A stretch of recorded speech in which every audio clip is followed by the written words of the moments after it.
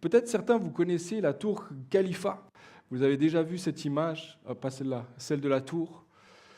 La tour Khalifa, la plus grande tour du monde actuellement, jusqu'à ce qu'elle soit dépassée. Et elle fait 828 mètres. Au début, ils avaient annoncé 1 km de haut. 828 mètres de haut. 130 étages. Elle a été construite en 2010. La construction a commencé bien plus tôt, mais elle a été inaugurée en 2010. Et puis, on peut accueillir apparemment 35 000 personnes dans cette tour. Ça fait beaucoup de monde, hein. C'est une grande tour. Et ça, c'est ce que tout le monde voit. C'est les chiffres, c'est impressionnant. Et pour porter tout ça, il faut des fondations extrêmement solides et profondes. Pour cette tour-là, notamment, il a fallu construire près de 200 pieux qui font chacun 50 mètres de long et un diamètre de presque 2 mètres de large. Donc c'est des pieux immenses, c'est immense. Pour ceux qui sont dans le domaine de la construction, vous réalisez à quel point il y a énormément de béton sous terre, mais ça ne se voit pas. Ce qu'on voit, c'est les chiffres, c'est éblouissant, ça brille, etc. Mais ce qui permet de porter tout ça, c'est une fondation solide. La hauteur d'un bâtiment dépend toujours de la profondeur et la solidité de ses fondations, toujours. En fait, s'il n'y a pas de fondation, ça a beau être une belle maison, ça a beau être une belle tour, ça risque tôt ou tard de tomber. Et en tant qu'architecte, je peux vous dire que le problème avec les fondations, c'est qu'elles prennent beaucoup de temps à faire. Elles coûtent beaucoup d'argent. Les gens sont surpris toujours. Quoi ? Ça me coûtait autant ? Et à la fin, personne ne les voit. C'est frustrant. Ça coûte tellement, c'est tellement long. Puis en même temps, à la fin, personne ne les voit. On aimerait mettre l'argent ailleurs, hein, pour ceux qui veulent construire une cuisine, une belle cuisine, etc. Et, je dois mettre l'argent dans quelque chose qu'on ne va pas voir à la fin. Tu vois, la tentation en bâtissant une maison, c'est toujours de négliger les fondations pour pouvoir avancer vite et investir sur quelque chose qui sera visible. La crainte de Dieu, c'est comme la fondation invisible de notre vie d'adoration et de louange. La crainte de Dieu, c'est ça, c'est la fondation. C'est ce qu'on ne voit pas, c'est ce qui est c'est ce qui est derrière tes attitudes, ce qui est derrière ta vie, c'est ce qui motive ce que tu fais. Ta façon de louer, de prier est dépendante de si ton cœur est plein de crainte devant Dieu. Si nous louons et adorons Dieu pour un autre motif, en fait, il ne s'agit pas de véritable louange. Sans craindre Dieu dans notre cœur, toute notre vie spirituelle, notre dévotion à Dieu risque en fait de collapser, de tomber comme une tour qui n'a pas de fondation et qui a beau être beau à l'extérieur, mais qui peut complètement s'écraser s'il n'y a pas de crainte de Dieu. La crainte de Dieu est la fondation de toute adoration véritable et authentique. Aujourd'hui, j'ai la joie de continuer de poursuivre cette thématique sur craindre Dieu. On a commencé la semaine dernière. Et la semaine dernière, on a vu ensemble que la crainte de Dieu, c'est un sentiment ou quelque chose intérieur qui est un mélange à la fois d'admiration, d'émerveillement et de reconnaissance, mais aussi un mélange de crainte ou d'appréhension face à l'immensité de qui Dieu est. C'est à la fois un cœur qui est débordant de joie, de reconnaissance face à l'amour que Dieu nous a porté, mais un cœur aussi qui réalise l'immensité de ce Dieu-là, qui aurait pu nous écraser juste en nous regardant. Un instant, il aurait pu complètement nous écraser, mais il a choisi dans sa compassion de nous aimer, de nous élever et de nous attirer à lui. La crainte de Dieu, c'est ce qui a poussé le psalmiste dans le psaume 8 à déclarer ceci: « Quand je contemple les cieux, ouvrage de tes mains, la lune et les étoiles que tu as créées, qu'est-ce que l'homme pour que tu te souviennes de lui? Et le Fils de l'homme pour que tu prennes garde à lui. » Qu'est-ce que l'homme? Mais qu'est-ce que l'homme pour que toi, qui es le créateur de l'univers, regarde à ma vie et me regarde avec compassion, me regarde avec amour. On a terminé un petit peu sur cette idée-là. On a parlé à la fois de la grandeur de Dieu, de son immensité, puis à la fois cette idée que ce Dieu glorieux, en fait, il s'est approché de nous et nous a regardés avec compassion, avec amour. Quand tu es émerveillé de cette façon devant la gloire de Dieu, en fait, tu saisis à quel point toi, tu es petit devant lui, à quel point lui, il est grand. Et il y a comme une crainte, quelque chose de la crainte de Dieu qui naît ou qui est cultivée dans ton cœur. Et la crainte de Dieu, laissez-moi vous dire qu'elle bannit toutes les autres craintes. Lorsque tu crains Dieu, en fait, tu n'as plus peur d'autre chose.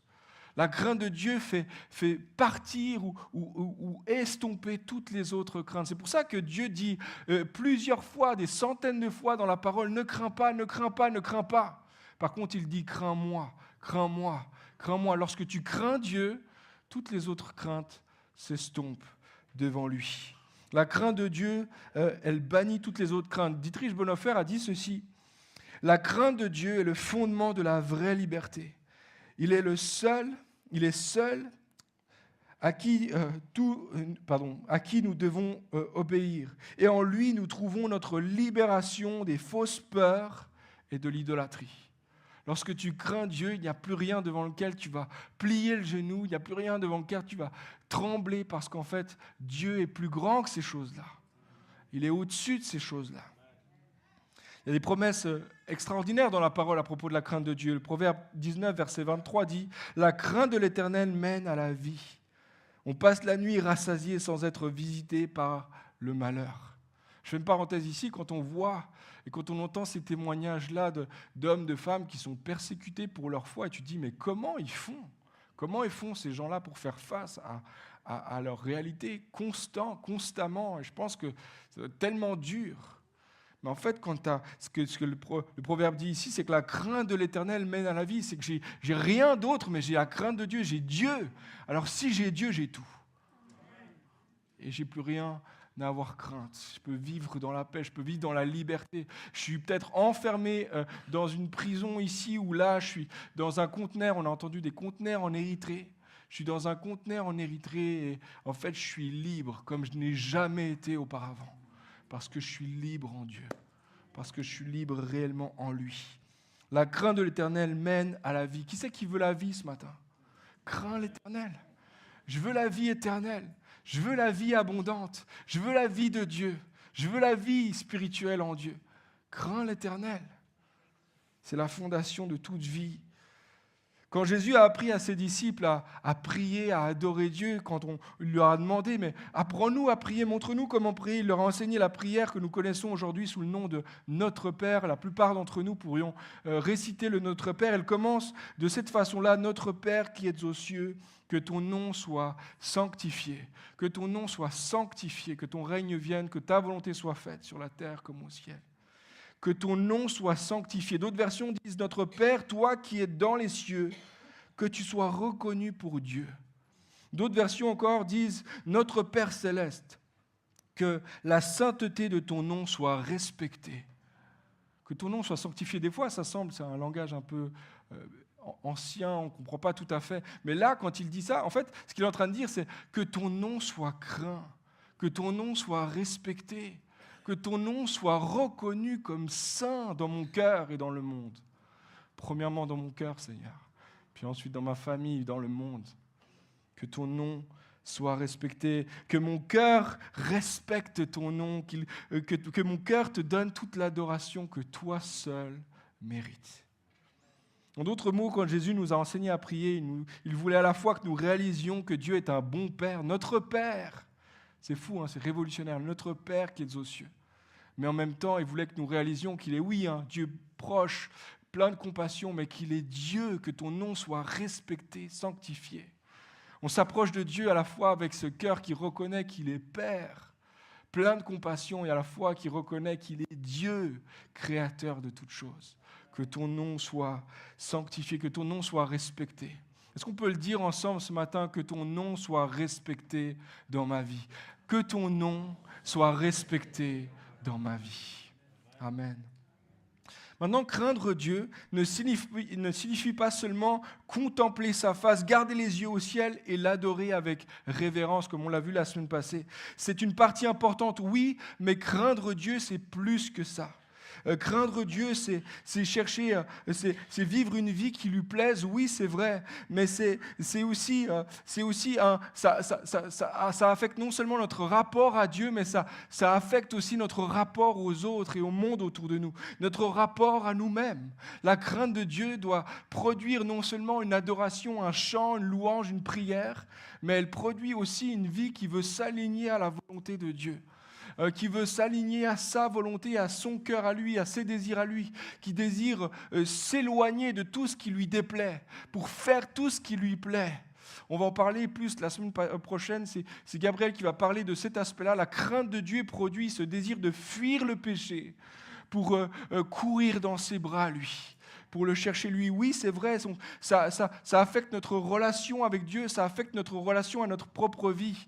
Mais la crainte de l'Éternel produit aussi un changement dans notre rapport aux autres. Dites, mais comment la crainte de Dieu peut changer quelque chose par rapport à mon voisin, à ma voisine? La crainte de Dieu va produire le désir de fuir tout ce qui ne déplaît pas à Dieu, oui, de courir dans ses bras, de l'adorer avec respect, révérence, mais aussi d'honorer son image en prenant soin et en aimant ceux qui nous entourent. Dans le livre des Proverbes, on peut lire la chose étonnante suivante. Proverbe 21, verset 3. « Faire justice et droit est plus agréable à l'Éternel que le sacrifice. » Faire justice et droit, c'est plus agréable à l'Éternel que les sacrifices. On parle de sacrifices de louange, d'adoration. C'est étonnant. Dans Ésaïe 1, verset 11, Dieu dit quelque chose un peu semblable. Il va dire « À quoi peuvent bien me servir vos nombreux sacrifices, dit l'Éternel, car je suis rassasié des holocaustes de bélier et de graisse de bêtes à l'engrais. Je ne prends pas plaisir aux sacrifices de taureaux, d'agneaux comme des boucs. » Verset 15, « Lorsque vous étendez les mains pour me prier, je me cache les yeux. Vous avez beau multiplier le nombre des prières, mais je ne vous entends pas, car vos mains sont pleines de sang. » Verset 17. « Apprenez à faire le bien, efforcez-vous d'agir avec droiture, assistez l'opprimé, défendez le droit de l'orphelin, plaidez la cause de la veuve. » Étonnant. Le prophète Amos, Dieu va appuyer encore ici, un peu de la même manière, peut-être plus fortement encore, Amos 5. « Je haïs, je méprise vos fêtes, je ne puis sentir vos assemblées. » Quoi? Dieu t'aime pas nos cultes, t'aime pas nos fêtes, t'aime pas que nous t'adorions. Quand vous me présentez des holocaustes et des offrandes, je n'y prends aucun plaisir, et les veaux engraissés que vous sacrifiez en action de grâce, je ne les regarde pas. Éloignez de moi le bruit de tes cantiques, je n'écoute pas le son de tes luttes. J'écoute pas ta louange, j'écoute pas ton adoration, j'écoute pas ta prière. C'est fort, hein? Ça me dérange. Pourquoi, Seigneur, tu ne veux pas toutes ces choses-là? Je croyais que c'est ça que tu voulais de ma vie. Tu voulais que je te craigne avec respect, que je m'approche de toi avec louange et adoration, n'est-ce pas? Verset 24, « Mais que la droiture soit comme un courant d'eau et la justice comme un torrent qui jamais ne tarit. » Étonnant, ces passages. De quoi est-ce qu'il parle exactement? Est-ce que Dieu ne voulait pas justement que nous vivions une vie d'adoration et de louange? En fait, ces textes nous disent de plusieurs manières que Dieu désire pas uniquement notre adoration fervente. Pas uniquement que tu viennes le dimanche matin et tu élèves la voix devant Dieu, que tu pries chaque jour, que tu tournes avec révérence devant lui. Pas uniquement ton adoration et ta prière. Dieu veut plus que ça. Non seulement notre adoration fervente et révérencieuse, mais de notre façon, il veut notre façon d'une certaine manière, la façon dont nous nous comportons avec ceux qui sont autour de nous est aussi importante aux yeux de Dieu que la façon de l'adorer lui. Là, on se dit encore, mais quoi? Comment ça? Mon voisin ne mérite pas autant d'attention que ça. Toi, tu mérites l'adoration. Toi, tu mérites l'attention, mais mon voisin. Craindre Dieu, c'est l'adorer avec référence, oui, pour vivre une vie consacrée, tourner sans cesse ses regards vers sa grandeur avec respect, oui, mais il semblerait que ce ne soit pas tout, que ce ne soit pas complet, que cette adoration-là ne soit pas complète devant Dieu. L'adoration véritable, motivée par la crainte, n'affecte pas notre relation seulement verticale avec Dieu. Elle affecte aussi notre relation avec les autres, et ça fait partie du package de l'adoration. Parce que l'adoration, je l'ai dit la semaine passée, mais ce n'est pas juste des chants, c'est ta façon de vivre. Ce n'est pas juste des louanges, ce n'est pas juste des prières, c'est une façon d'aligner ta vie à la volonté de celle de Dieu. Le Proverbe 14, verset 31 dit ceci, « Celui qui opprime le pauvre outrage son Créateur, mais celui qui a pitié du pauvre l'honore. » Celui qui opprime le pauvre outrage son Créateur, mais celui qui a pitié du pauvre l'honneur. Tu vois, pour Dieu, ce que tu fais en bien ou en mal pour ton prochain contribue à ton adoration devant lui. Ce que tu fais devant les autres, ce que tu fais aux autres affecte directement ta façon d'adorer Dieu. Si tu fais du mal à ceux qui t'entourent, c'est comme si tu le faisais à lui. Si tu fais du bien à ceux qui sont autour de toi, c'est comme si tu le faisais à lui. Celui qui outrage le pauvre, outrage le Créateur. Celui qui bénit le pauvre, honore le Créateur. Vous voyez le lien ? D'autres mots, Dieu ne veut pas seulement tes chants, tes prières, ta louange, ton adoration, etc., etc. Il désire aussi que tu l'honores par un amour concret et sincère pour ceux qui se trouvent autour de toi, en général, et que tu pratiques la justice et la miséricorde pour les pauvres et pour ceux qui ne le méritent pas autour de toi, ceux qui sont tes ennemis. J'ai appelé ce message « Honore son image ». Honore son image. Question peut-être que quelqu'un pourrait se poser, mais c'est peut-être difficile à comprendre le lien parce qu'on se dit, mais quel rapport ma relation avec Dieu et ma relation avec les autres autour de moi ? Ça, c'est une chose. La relation avec Dieu, c'est une chose, mais ma relation avec les autres, c'est une autre et ça n'a rien à voir. En fait, quel rapport en fait de bénir Dieu et de bénir les autres ? Qu'est-ce que ça veut dire ? Qu'est-ce que ça change en fait ? Pourquoi est-ce qu'il y aurait un rapport entre ces deux choses-là ? Est-ce que s'il y a un homme qui est passionné par Dieu mais qui méprise son patron, est-ce que son adoration ne vaut rien devant Dieu ? Est-ce que quelqu'un qui adore Dieu, peut-être une femme qui adore Dieu le matin mais qui ensuite croise sa voisine et puis la méprise dans son cœur, est-ce que son adoration ne vaut rien devant Dieu ? Semblerait que oui, semblerait qu'il y ait un lien entre les deux choses. Honore son image. Quelqu'un pourrait se dire peut-être quel rapport entre mes collègues de travail désagréables et ma relation avec Dieu ? Mon travail, c'est mon travail. Ils sont désagréables. Dieu, c'est Dieu. Il est grand, il est puissant, il est merveilleux. Quel rapport ? Quel rapport entre ma voisine de palier bruyante, elle fait des bruits bizarres jusqu'à pas d'heure, et mon amour pour Dieu ? Quel rapport entre le fait de craindre Dieu et le fait d'aimer ceux qui sont autour de moi ? Parfois, j'ai envie d'étriper mon patron. Et alors, est-ce que mon adoration ne vaut plus rien ? Laisse-moi te dire, le lien est bien plus fort, bien plus grand que tu peux l'imaginer. Un jour, un homme religieux s'est approché de Jésus et lui a posé la question suivante, mais quel est le plus grand de tous les commandements ? Puis c'était une question qui était souvent débattue, discutée entre les gens à cette époque-là, surtout les religieux, ça leur prenait la tête, ils discutaient de quelle était la meilleure façon de répondre à cette question. En d'autres termes, il lui pose la question, c'est quoi le plus grand des commandements ? C'est quoi l'essentiel de la loi ? C'est quoi l'essentiel de la volonté de Dieu pour ma vie ? Et Jésus a répondu ceci, Matthieu 22, verset 36. « Maître, quel est le plus grand commandement de la loi ?» Jésus lui répondit, « Tu aimeras le Seigneur ton Dieu, de tout ton cœur, de toute ton âme, de toute ta pensée. C'est le premier et le plus grand commandement. Et voici le second qui lui est semblable. Tu aimeras ton prochain comme toi-même. De ces deux commandements dépendent toute la loi et les prophètes. » Je ne sais pas pour toi, mais moi, quand je lis ça, c'est un peu étonnant. Alors oui, on s'est habitué, pour ceux qui lisent la parole ou qui ont déjà dans quelques cultes depuis quelques années, vous avez déjà entendu ce passage et on se dit « Ah bon, bah oui, c'est logique. C'est la réponse logique. » Mais en fait, ça n'a rien de logique quand on y pense. Quel rapport entre le fait d'aimer Dieu et d'aimer son prochain ? Et Jésus est catégorique, il dit « C'est semblable. » Ça et ça, c'est égal. C'est la même chose. C'est ensemble, ils composent le plus grand des commandements, l'essentiel de la loi et des prophètes, c'est d'aimer Dieu de tout ton être et d'aimer ton prochain comme toi-même. Puis tu te dis, mais quel rapport ? Pourquoi Seigneur ? Est-ce que aimer son prochain est aussi important qu'aimer Dieu ? Est-ce que c'est vraiment le cas ? Les amis, craindre Dieu, c'est non seulement l'adorer avec révérence, mais aussi aimer son prochain. C'est aussi honorer l'image de Dieu dans la vie de mon prochain. C'est de réaliser qu'il est fait à la ressemblance et à l'image de Dieu et que je ne peux pas simplement passer à côté de lui et ne plus le regarder ou le mépriser dans mon cœur parce qu'en fait, il représente quelque chose de Dieu. Si je l'adore le dimanche matin, mais que le lundi, je méprise mon collègue, mon voisin, en fait, je le déshonore le lundi matin.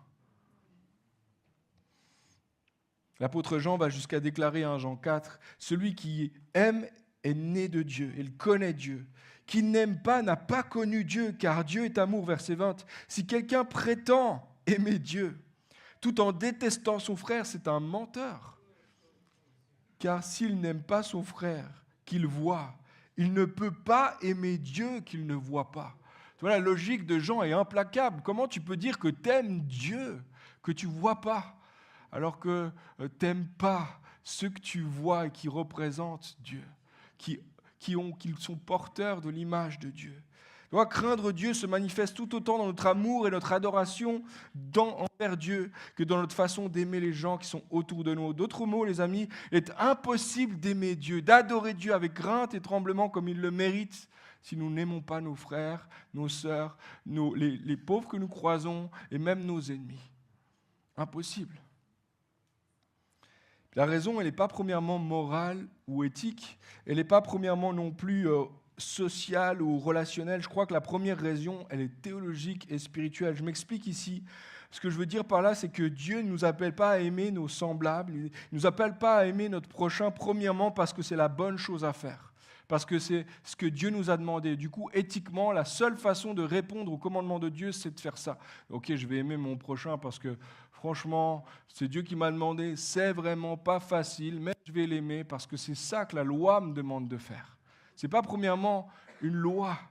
Ce n'est pas premièrement à cause que c'est une loi, une raison morale. Dieu ne nous appelle pas non plus à l'aimer, à aimer notre prochain parce que c'est la bonne chose à faire, parce que c'est une question relationnelle ou sociétale, parce que c'est un besoin humain, parce que c'est un vrai besoin que toi tu as et puis que l'autre a, etc. C'est vrai, ces deux choses-là sont vraies, mais ce n'est pas premièrement une raison éthique ou morale, ce n'est pas premièrement une question sociale, c'est premièrement une question spirituelle et théologique en fait. Je crois que la raison numéro 1 pour laquelle Dieu nous appelle à aimer notre prochain, c'est à cause de l'image de Dieu qui est en eux. À cause de l'image de Dieu qui est en toi, en moi. Il y a quelque chose intrinsèque en nous qui parle de Dieu. Et à cause de ça, nous devons aimer notre prochain.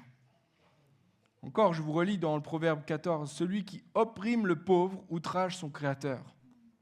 Mais celui qui a pitié du pauvre l'honore. » Ça veut dire que quand tu traites mal quelqu'un autour de toi, c'est premièrement son créateur à lui que tu déshonores. Quand tu traites bien quelqu'un autour de toi, c'est premièrement son créateur à lui que tu honores. Je ne sais pas si tu as déjà vu, récemment, il y a eu quelques histoires dans les médias, on les a vues passer, mais il y a eu quelques histoires dans les musées, certains musées qui ont été attaqués par des gens qui ont des choses à dire, en fait. C'est des, comment on appelle ça, des lanceurs d'alerte, etc., qui sont allés dans certains musées et qui ont lancé, en fait, de la soupe. Lancé de la soupe sur la Joconde, notamment. C'est l'image de la Joconde ici, tu peux passer celle d'après, c'est une œuvre de Monet qui a été... on a jeté de la soupe sur une œuvre de Monet, celle d'après c'est celle de Van Gogh. Ah, ils ont étalé de la soupe, ils ont pris en fait quelque chose... Et en fait, bon, ça a marché parce qu'on a parlé d'eux. On a parlé d'eux et puis du coup leur mot est passé. On sait ce qu'ils veulent dire par là. Ces artistes sont morts depuis un certain temps déjà. Donc en fait, ça ne les touche pas autant que ça peut toucher en fait, les médias, etc. Mais imaginez juste un instant si Van Gogh ou Monet étaient vivants et qu'ils voyaient ça. Mon œuvre, qu'est-ce que tu as fait ? Pourquoi tu as fait ça ? J'ai rien à voir avec ton histoire d'écologie, j'ai rien à voir avec... Pourquoi tu as fait ça ? Pourquoi tu m'as fait ça à moi ? Tu vois, parce que son œuvre le concerne directement. C'est mon œuvre que tu as attaquée. C'est moi que tu as attaqué. Lorsque tu as fait ça, tu m'as touché moi. Tu vois, quand tu déshonores, quand tu touches à l'œuvre, tu touches à l'artiste. Quand tu touches à l'œuvre de Dieu, tu touches à l'artiste divin. Quand tu jettes de la soupe dans tes pensées sur quelqu'un, tu jettes de la soupe en réalité sur l'auteur, sur l'artiste divin. Quand tu touches à l'œuvre de Dieu, tu touches directement aussi à l'artiste divin. Et ça va plus loin encore que ça, parce que la Bible dit que nous ne sommes pas seulement l'œuvre des mains de Dieu. Nous sommes là une image, nous sommes porteurs de son image, toutes et tous. Peut-être ce matin, c'est quelque chose de nouveau pour toi, tu ne réalises pas, mais en toi, il y a quelque chose de l'image de Dieu. Tu portes l'image de Dieu. Ça veut dire que c'est pas seulement l'œuvre, t'es pas seulement l'œuvre de Dieu, tu es une image, une représentation de Dieu. Je ne savais pas ça. Quelqu'un ce matin, tu vas être encouragé, tu vas repartir de là avec du courage dans ton cœur, de l'amour peut-être pour toi-même ce matin. Tu vas réaliser qu'il y a quelque chose de grand en fait que Dieu a placé dans ta vie. Il y a une image, quelque chose de grand. Les théologiens appellent ça Imagio Dei. Imago Dei, Imagio Dei, je ne sais jamais comment le dire en fait, littéralement image de Dieu. Et le concept est ancré dans les tout premiers mots de la Bible. On peut lire dans Genèse 1, verset 26. Dieu dit « Faisons l'homme, les hommes de sorte qu'ils soient notre image, qu'ils nous ressemblent, qu'ils dominent sur les poissons de la terre, sur les oiseaux du ciel, sur les bestiaux de toute la terre et sur tous les reptiles et les insectes. » Verset 27, Dieu créa les hommes de sorte qu'ils soient son image. Oui, il les créa de sorte qu'ils soient l'image de Dieu. Il les créa hommes et femmes. Il les créa hommes et femmes. Il les a toutes et tous créés. Il nous a toutes et tous créés à son image et à sa ressemblance, pour que nous portions son image, créée de sorte que son image soit en nous, soit sur nous. Tu vois, tous les animaux, toutes les plantes, tout ce qui existe, c'est l'œuvre du Créateur. Mais toi et moi, nous sommes à la fois l'œuvre du Créateur et à la fois le reflet du Créateur. Tu vois, c'est pas seulement l'image, c'est pas seulement que tu es une œuvre dans les mains de l'artiste divin, c'est que d'une certaine manière, l'artiste a fait un autoportrait de lui-même.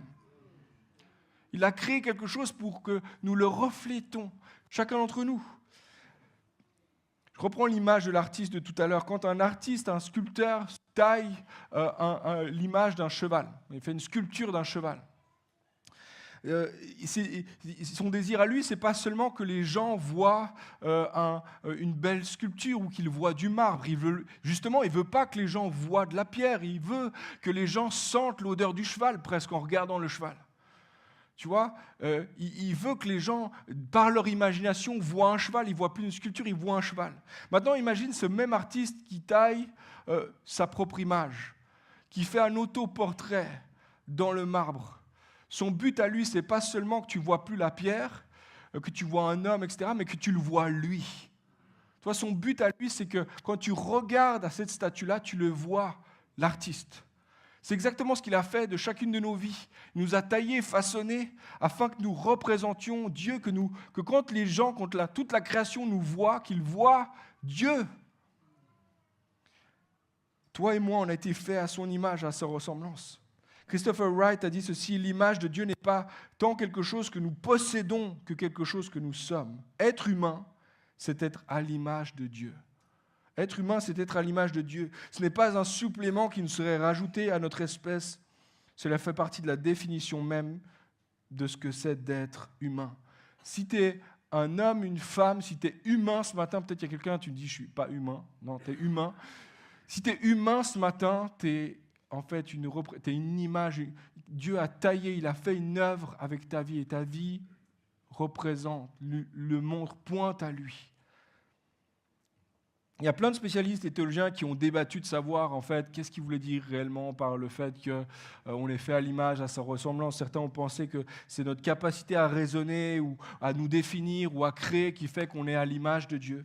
D'autres ont pensé que c'est peut-être la dimension un peu sociale, le fait qu'on est en relation, qu'on a besoin les uns des autres, notre capacité à aimer, etc., qui fait qu'on est à sa ressemblance, à son image. Peut-être certains, vous vous êtes dit, ah bon, Dieu a un nez, peut-être que Dieu a un corps, etc. Non, c'est pas ça. Il n'est pas en train de parler d'un aspect social, pas en train de parler non plus d'un aspect rationnel ou physique. Dieu est esprit, il n'a pas de corps.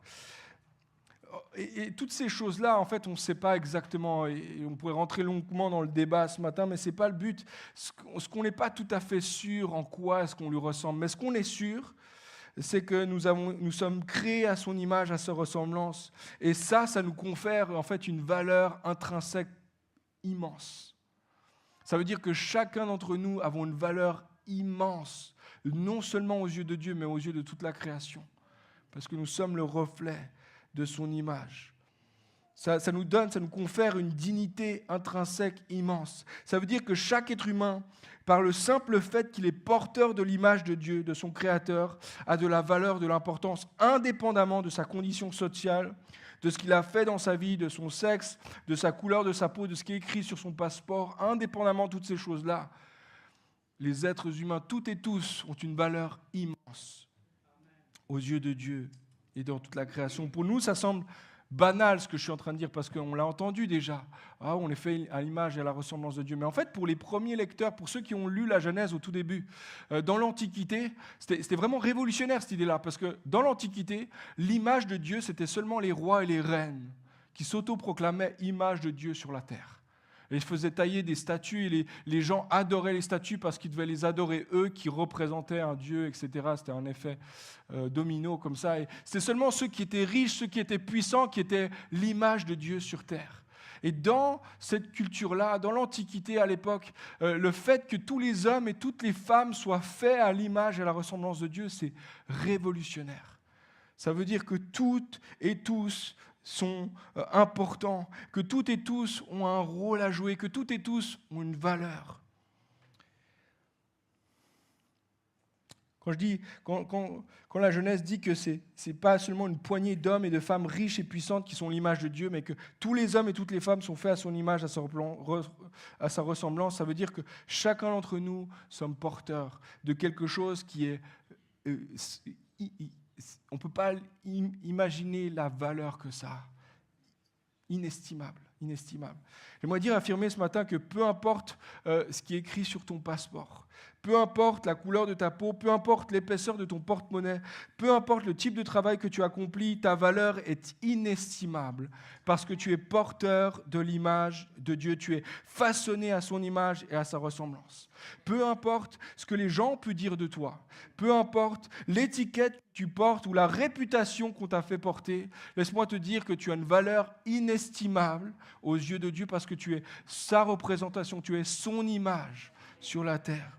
J'aimerais dire, peu importe ce que tu as fait dans ton passé, tes erreurs, ce que tu as accompli, les belles et les mauvaises choses que tu as accomplies, tes échecs, le mal que tu as pu commettre autour de toi, tu as une valeur inestimable. Ça ne change pas, ça n'a pas changé, ça ne changera jamais. J'aimerais dire à quelqu'un peut-être ce matin qui a besoin de l'entendre, peu importe ce que ta pensée dit de toi-même, peu importe ce que tu dis toi-même quand tu es tout seul devant la glace, peut-être que tu as des mots durs envers toi-même. Peut-être que tu as une faible estime de toi. Peut-être que tu t'imagines tellement rien. Tu te sembles que tu es tellement nul. Tu te le dis des fois même à haute voix, je suis nul. Laisse-moi te dire que c'est complètement faux. C'est un mensonge. Tu as une valeur inestimable. Tu n'es pas nul. Regarde dans la glace encore. Il y a l'image de Dieu ici. Il y a l'image de Dieu ici. Je ne sais pas si... Quelqu'un pourrait me dire combien ça vaut? Ça vaut 20 francs, on est d'accord? Ça vaut 20 francs, c'est un bout de papier, mais derrière, il y a une valeur, ça vaut 20 francs. Et ça, je peux le donner à quelqu'un et je peux acheter pas mal de choses avec ça. Bon, pas grand-chose non plus, mais pas mal de choses quand même déjà. Ça a une valeur, il y a 20 francs. Mais si je fais ça, ça vaut combien? Ça vaut toujours 20 francs, on est d'accord? Ça a une valeur. Ça demeure que je peux acheter les mêmes choses avec. Et puis si je fais ça, désolé pour ceux que ça offense, j'ai marché sur maman. Est-ce que ça vaut toujours la même chose? Et s'il y a de la boue dessus? Et si on a craché dessus? Ça vaut toujours la même chose? Si ça demeure pendant des semaines et des semaines et des mois et des années et des siècles dans une armoire, etc., est-ce que ça vaudra toujours la même chose? Ça vaut toujours la même chose. C'est pour te dire, peu importe ce qui t'est arrivé dans la vie, peu importe comment on a traité ta vie, peu importe la façon dont on t'a parlé, tu as toujours la même valeur. Aux yeux de Dieu, tu vaux toujours la même chose. Il y a toujours son image en toi. Ne laisse plus les voix extérieures dire en fait combien tu vaux. Rappelle-toi combien tu vaux devant Dieu. Rappelle-toi de l'image qui est en toi. Si c'est vrai pour toi, laisse-moi te dire que c'est vrai pour celui qui est à côté de toi. tourne-toi et regarde celui que tu n'as pas choisi tout à l'heure pour dire bonjour. Petit moment gênant, hein? Et c'est vrai pour cette personne-là aussi. C'est tellement vrai pour cette personne-là aussi. On pense souvent que les droits de l'homme, on en a parlé tout à l'heure, il y a eu un extrait, ont été nés à la période des Lumières, etc. Elle est née dans une période, on s'imagine que l'humanisme et toutes ces valeurs-là, l'idée que les hommes sont égaux en valeur et en dignité, etc., sont nés en fait lors du XVIIe siècle, XVIIIe siècle, par des penseurs qui se sont affranchis de la religion. Souvent on pense ça, mais c'est complètement faux. Tout ça, c'est né en fait dans Genèse 1, versets 26 et 27. T'es fait à l'image et à la ressemblance de Dieu. Et ça, c'est ça qui donne une valeur à chaque personne. Le philosophe britannique qui est non-croyant a reconnu ceci, il s'appelle Simon Critley. Il a reconnu ceci: je doute que les sacrifices nécessaires à l'établissement d'une société juste puissent être consentis.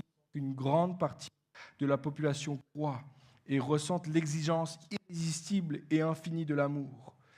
Le genre d'exigence que de Christ dans le Sermon sur la montagne quand il dit « Aimez vos ennemis, bénissez ceux qui vous maudissent, faites du bien à ceux qui vous maltraitent et qui vous persécutent. » En fait, il est en train de dire que c'est impossible, en fait, sans la foi. C'est impossible sans une compréhension du monde d'une manière chrétienne, d'une manière biblique, de voir dans l'autre, en fait, cette réalité qu'il a de la valeur. Dans un monde, en fait, celui qui est le plus grand, celui qui est le plus fort, écrase les autres. En fait, le christianisme s'est levé, Dieu s'est levé pour dire, en fait, chaque être humain a de la valeur devant Dieu. Timothy Keller a dit ceci: la Bible nous donne des fondements les plus solides concernant la notion de droit de l'homme. Notre prochain a pour nous une valeur inhérente et une dignité inviolable à cause de ce qui est dit de lui, à cause de ce qu'il représente. Le fait que toi et moi, nous sommes faits à l'image et à la ressemblance de Dieu nous montre pourquoi adorer Dieu sans prendre soin des hommes qu'il a créés à son image est complètement irrationnel, complètement impossible en fait dans la pensée de Dieu, dans la pensée biblique, incohérent. C'est ce que dit l'apôtre Jacques dans sa lettre quand il écrit, Jacques 3. Par elle, il parle de la langue, par elle nous bénissons le Seigneur notre Père et par elle nous maudissons les hommes faits à l'image de Dieu. De la même bouche sortent la bénédiction et la malédiction. Il ne faut pas, mes frères, qu'il en soit ainsi. Il est en train de dire, comment tu peux bénir Dieu dimanche matin et maudire ton frère lundi matin? Comment tu peux bénir Dieu dans la prière mardi après-midi, mardi soir dans le groupe maison, et mercredi retourner peut-être au travail ou retourner auprès de ceux qui t'entourent, etc., et avoir dans ton cœur des pensées qui salissent l'image de ton Créateur? Impossible, incohérent, il y a une incohérence ici. D'autres termes, pour Dieu, impossible de l'aimer, de l'adorer, de l'honorer comme il le mérite quand tu es ignorant ou que tu détestes ton prochain. Parce que lorsque nous maudissons les hommes faits à l'image de Dieu, c'est Dieu que nous maudissons. Lorsque nous bénissons les hommes faits à l'image de Dieu, c'est Dieu que nous bénissons. Tu vois, par ricochet, ton adoration doit passer aussi par la vie des autres. Par ricochet. En fait, tu dis craindre Dieu, vivre une vie d'adoration devant Dieu et respecter sa grandeur dans son immensité. Tu vois, tu es un homme consacré, une femme de prière, mais que derrière ta vie, en fait, sans l'amertume, sans la colère, puis il y a du non-pardon sans cesse dans ton cœur, puis tu es tout le temps, en fait, amer avec ceux qui sont autour de toi. Il y a quelque chose qui ne marche pas, il y a quelque chose qui ne fonctionne pas. Mathieu Sanders a dit ceci: si nous reconnaissons en notre prochain l'œuvre créatrice d'un Dieu que nous aimons de tout notre cœur, comment pourrions-nous lui demeurer hostile ou indifférent? Si nous reconnaissons que Dieu l'a créé, comment est-ce que moi je peux rester hostile ou indifférent à cette personne-là? Et ça ouvre tout un schéma, toute une discussion. On n'aura pas le temps ce matin d'aborder cette question, mais la notion de la pauvreté, de lutter contre toute forme de pauvreté. Il y a des fois des gens qui se disent, mais c'est pas le travail des chrétiens, ça, de lutter contre la pauvreté, lutter contre l'injustice. J'aimerais dire que oui. En fait, ça fait partie de notre adoration. C'est notre façon de dire à Dieu, je te crains, je crains ton nom, je crains l'image qui est en toi, qui est dans la vie de ceux et celles qui m'entourent, et le plus faible parmi nous te ressemble aussi. Et j'ai envie de t'honorer par cette manière-là. C'est pour ça qu'on fait cette œuvre-là, cette action de Noël avec l'ACP. C'est pour ça qu'on va à Frater Noël pour ceux qui le peuvent. C'est pour ça qu'on fait des œuvres de justice, de générosité. Et puis, on le fait pas seulement en tant qu'Église, mais en tant qu'être humain, chacun d'entre nous, en tant que chrétien. On a un rôle à jouer là-dedans, lutter contre toute forme de pauvreté et d'injustice. Puis, non seulement ça, mais aussi aimer ceux qui sont difficiles à aimer, nos ennemis. Et là, il y a quelqu'un qui se dit, moi, j'ai pas d'ennemis. Ah ouais? Ça t'es béni, hein? La vérité, c'est que tu ne vas pas le dire haut et fort. Puis tu n'as peut-être pas une liste officielle à jour des gens que c'est difficile d'être avec. Mais je suis sûr que tu en as au moins un ou deux que tu te dis, franchement, lui, il est béni de Dieu, lui. Je le bénis avec la main et mes pensées. Et Dieu nous appelle à aimer nos ennemis, à aimer ceux et celles qui sont autour de nous, qui sont dans la souffrance. Je suis reconnaissant, il y a plein de gens dans notre communauté qui, de manière individuelle, secrète, le font en fait. Et vraiment, merci Seigneur pour vos vies. Vraiment, vous m'inspirez. Et des fois, moi, du haut de mes... je ne vais pas dire mon âge. Je n'ai pas encore 40 ans. Et je dis, mais en fait, j'ai tellement à apprendre d'eux, en fait. Il y a plein de gens, vous avez fait des choses, même juste encore ces derniers mois, c'est tellement étonnant, votre cœur généreux, et puis plein de choses que moi-même je ne connais pas, et je dis, Seigneur, tu es bon, tu as fait des choses incroyables. Et la vérité, c'est qu'au-delà de ça, et merci Seigneur pour toutes ces choses-là, mais la vérité, c'est si on regarde à nos cœurs, à chacun d'entre nous, il y a de quoi grandir encore, progresser dans notre amour, les uns pour les autres, pour les gens autour de nous, pour les pauvres autour de nous, pour ceux qui sont nos ennemis aussi. Il y a de quoi progresser dans ces choses-là. Moi, ma prière, je ne sais pas pour toi, hein, si ce matin tu arrives à la même conclusion que moi, mais moi, j'arrive à une semaine où je baigne là-dedans, et puis je dis, Seigneur, et mon cœur, honnêtement, plus on avance dans cette série, je dis, Seigneur, j'ai vraiment besoin d'aide, pour t'aimer vraiment, te craindre vraiment, et t'aimer en aimant ceux qui sont autour de moi. Et c'est dur parfois. Franchement, c'est dur parfois. Ma prière, c'est donne-moi, Seigneur, des yeux pour voir les autres comme toi, tu les vois. Aide-moi, Seigneur, à voir et à les aimer comme toi, tu les aimes. Aide-moi, Seigneur, donne-moi la capacité de voir ton image imprimée dans leur vie, quand c'est tellement difficile parfois de voir ça. Aide-moi, Seigneur, à aimer, à honorer ton nom, en honorant celui qui est à côté de moi, celle qui est à côté de moi. Enlève de ma vie toute amertume, toute colère, tout non-pardon, toute chose en fait qui vient freiner ton amour dans mon cœur pour lui, pour elle. Toute indifférence, Seigneur, retire de ma vie l'indifférence. Oh, que j'ai besoin que le Seigneur agisse, qu'il enlève l'indifférence de mon cœur. Comme on est indifférent, il y a tellement de choses qui se passent autour de nous et on est anesthésié. Et on n'a plus les yeux ouverts pour ça, mais la vérité, c'est que c'est bel et bien l'image de Dieu devant, juste à côté de moi, qui est là et qui souffre, et je suis indifférent à ça. Seigneur, donne-moi un cœur qui n'est plus indifférent, un cœur de compassion, un cœur comme le tien, Seigneur. On arrive à la fin de ce message, on va prier dans quelques instants.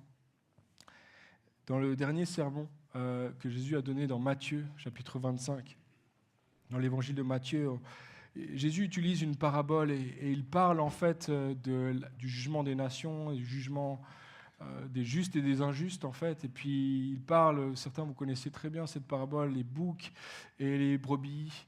Et puis et en fait il y a une différence entre l'un et l'autre, etc. Et en fait il dit ceci, il va dire, j'ai eu faim et vous m'avez donné à manger. J'ai eu soif et vous m'avez donné à boire. J'étais étranger et vous m'avez accueilli. J'étais nu et vous m'avez habillé. J'étais malade et vous m'avez rendu visible. J'étais en prison et vous êtes venus vers moi. Les justes lui répondront, Seigneur, quand t'avons-nous vu affamé, t'avons-nous donné à manger? Ou assoiffé, t'avons-nous donné à boire? Quand avons-nous vu étranger, t'avons-nous accueilli? Ou nu et t'avons-nous habillé? Quand avons-nous vu malade ou en prison et sommes-nous allés vers toi? Et le roi leur répondra, je vous le dis en vérité, toutes les fois que vous avez fait cela à l'un des plus petits de mes frères, c'est à moi que vous l'avez fait. C'est à moi que vous l'avez fait. Et je peux imaginer cette scène, je ne sais pas comment vous imaginez ça, mais je peux imaginer cette scène où mais j'ai tellement l'impression d'avoir tellement peu fait, tellement peu honoré ton nom, peu craint ton nom. Tu es tellement glorieux, tellement immense. Puis le Seigneur qui se tourne vers toi, vers moi, vers chacun d'entre nous, et en fait, tu l'as fait. Tu l'as fait à chaque fois que tu l'as fait pour une personne autour de toi. À chaque fois que tu l'as fait pour quelqu'un qui était méprisé autour de toi, à chaque fois que tu l'as fait pour quelqu'un qui était malade autour de toi, à chaque fois que tu l'as fait pour un étranger, pour quelqu'un qui avait besoin, pour quelqu'un qui était dans la pauvreté, pour quelqu'un qui avait besoin, c'est à moi que tu l'as fait. À chaque fois que tu as aimé ton ennemi, à chaque fois que tu as aimé celui qui était détestable, c'est comme tu l'as fait à moi. C'est comme si tu l'as fait à moi. Celui qui aime et qui sert son prochain, en fait, honore son Créateur. Craindre Dieu, c'est l'adorer avec révérence. C'est l'honorer, c'est honorer aussi son image dans la vie des autres. En aimant, en servant, en donnant, en aimant mon prochain de manière générale, en servant particulièrement les pauvres et les ennemis. C'est comme ça, en fait, qu'on fait pour craindre Dieu aussi dans le concret. Pas juste être dans le conceptuel, dans les hauteurs, mais en fait, concrètement, demain matin, ça se passe. Craindre Dieu, ça se passe maintenant. Ça se passe tout à l'heure quand tu vas croiser cette dame, ce frère, cette sœur ou cette personne et que tu vas agir, tu vas manifester Jésus. Quelqu'un qui va dire peut-être ce matin, mais ça coûte tellement ce que tu dis. Raphaël, tu ne sais pas ce qu'ils m'ont fait. Tu ne sais pas à quel point c'est dur d'aimer à nouveau. J'ai fait confiance. J'ai aimé. J'ai donné. J'ai tout donné. Puis on m'a craché au visage. Puis on m'a fait mal. Encore et encore. Que je dois continuer vraiment? Est-ce que je ne peux pas juste adorer Dieu en louange et en prière? C'est tellement vrai, c'est dur d'aimer les gens autour de nous. C'est dur de les aimer aussi quand ils ne nous aiment pas en retour. C'est dur de les servir quand ils n'ont rien en fait à nous donner. C'est dur.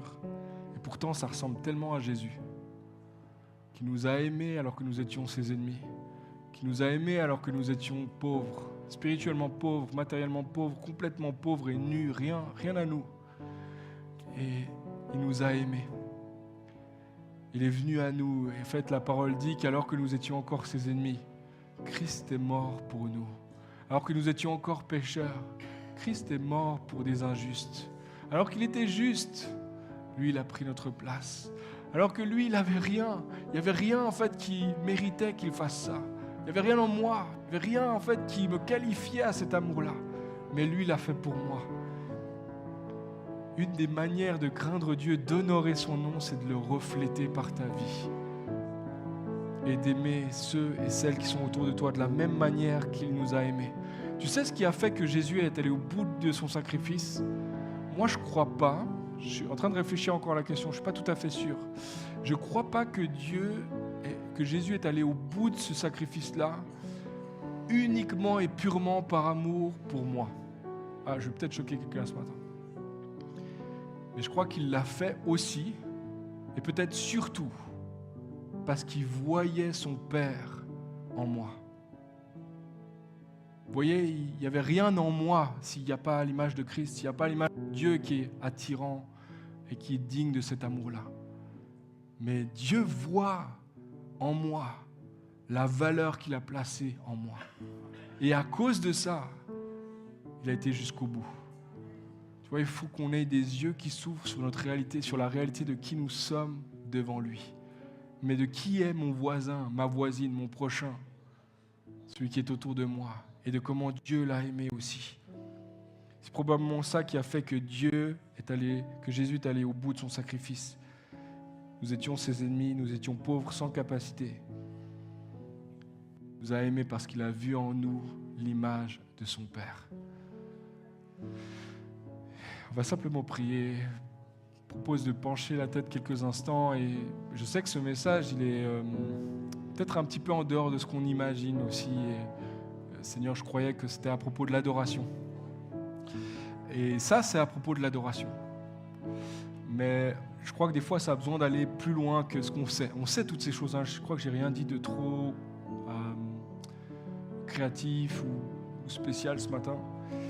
On sait ces choses-là, ça semble tellement basique et banal. Mais oui, aimer Dieu, aimer son prochain, bien sûr. je crois que des fois, ça a besoin de passer d'un niveau ici à un niveau ici. Puis que ça passe ensuite de là à là, à une réalité incarnée par notre service, par notre amour pour ceux qui sont autour de nous. Seigneur, on se tient devant toi ce matin. Chacun individuellement, tu me vois. Tu vois mes frères et sœurs, tu nous vois chacun dans notre réalité, Seigneur. Et tu sais exactement ce que tu as placé dans nos vies, la valeur inestimable de cette image qui est sur nous, en nous, et qui fait qu'on est réellement humain. C'est toi, c'est cette image-là. Seigneur, je te bénis d'avoir placé cette valeur-là dans chacune de nos vies. Moi, je veux prier, Seigneur, ce matin pour quelqu'un qui ne voit plus cette réalité-là dans sa propre vie, d'une certaine manière, qui déteste qui il est, qui méprise qui il est, qui parle mal à propos de lui-même, qui se détruit ou s'autodétruit dans ses paroles. Seigneur, je prie que tu lui donnes une révélation de sa valeur immense devant toi et de l'image de Dieu qui est imprimée sur eux, sur leur vie, sur nos vies. Quelqu'un qui a une estime de soi tellement faible qu'à chaque fois qu'il se croise dans le miroir, il se parle mal. Seigneur, je prie qu'il puisse changer son regard sur lui-même à cause de l'image qu'il a de toi dans sa vie. Seigneur, merci aussi de renouveler nos pensées, de voir les gens autour de nous avec ton regard à toi, de nous donner, Seigneur, de les aimer comme tu les as aimés, de les voir comme tu les vois, Seigneur. De voir l'image, la valeur extraordinaire, Dieu créateur de l'univers dans la vie de mon frère, de ma sœur, de celui qui se tient juste à côté de moi, du pauvre, de celui que je peux appeler mon ennemi. Seigneur, donne-moi cet amour-là, donne-nous cet amour-là, Seigneur, afin que ton nom soit honoré dans ma vie, dans nos vies, afin que ton nom soit respecté dans nos vies, afin que ton nom soit craint dans chacune de nos vies, nos cœurs, dans nos familles, dans notre Église et dans ce monde, Seigneur. Pour la gloire et la gloire seule de ton nom, Jésus. Amen. Amen. Amen. Est-ce qu'on peut acclamer le Seigneur ce matin ?